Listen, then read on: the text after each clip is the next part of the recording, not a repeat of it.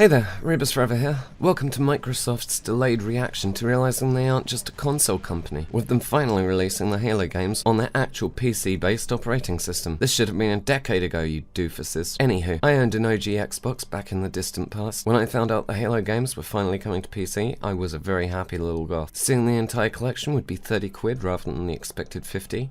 I was also pleasantly surprised. When I found out you could only play Reach until the other games are finished, I was less pleased. My initial plan was to do a review about the entire package. Then I realized I'd need to play about 50 hours worth of content before getting there. Then it occurred to me I could just squeeze out a mini review for each of the games when they come out, until you and I are collectively bored of me saying Halo, and thus my path became clear.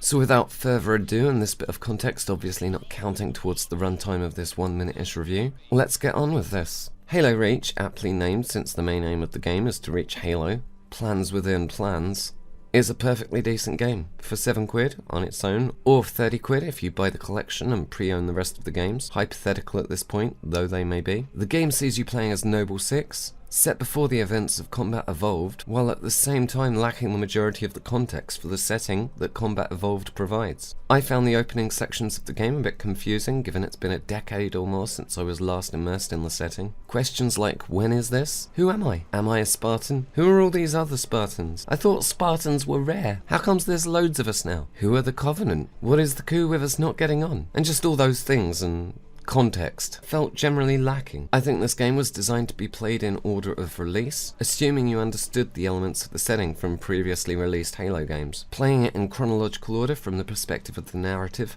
has ironically made the story a bit less clear, as things that happen later, but were released sooner, are effectively unknowable. So unless you are a Time Lord or a fifth dimensional being, expect some unanswered questions if you're coming into the game clueless about the setting. Worry not though, it'll come together in the end. Also the sounds. I rarely comment on the audio, only if something is done really well or really poorly. So for some reason I've found the game's audio to be strange, sort of hollow and somehow anticlimactical. I can't quite put my finger on it and wasn't going to comment on the point, as I literally just assumed my brain to be at fault. But since I have found others commenting on the issue, either a lot of us have ear madness or the game needs some sort of audio patch.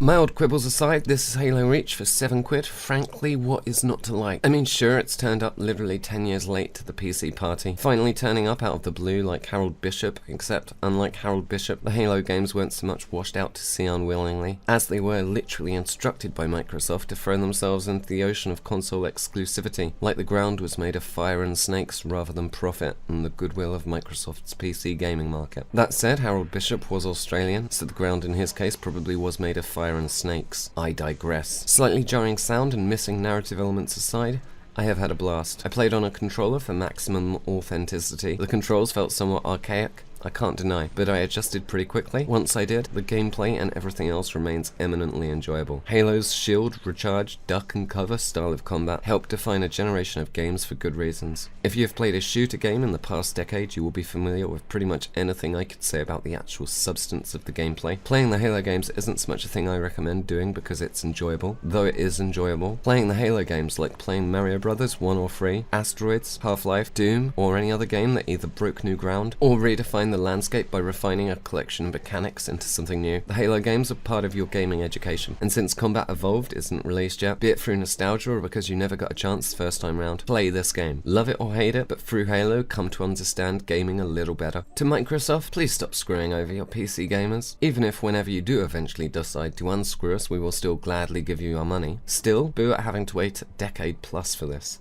So yeah, Halo Reach. Pretty decent. Thanks to the folks sharing my stuff, it has helped a bit. More of that please. Do the likes or the not likes according to your personal preferences. And cheers to my free Patreons who are inexplicably still sticking around, trying to get the channel to a position of at least paying for itself in the year ahead. If you want to help with that, check out the Patreon or the PayPal. That all said, thanks for watching and toodle pip. If I don't get anything else out before Christmas or the New Year, have a good Christmas and a New Year if doing either of those things are your sort of thing.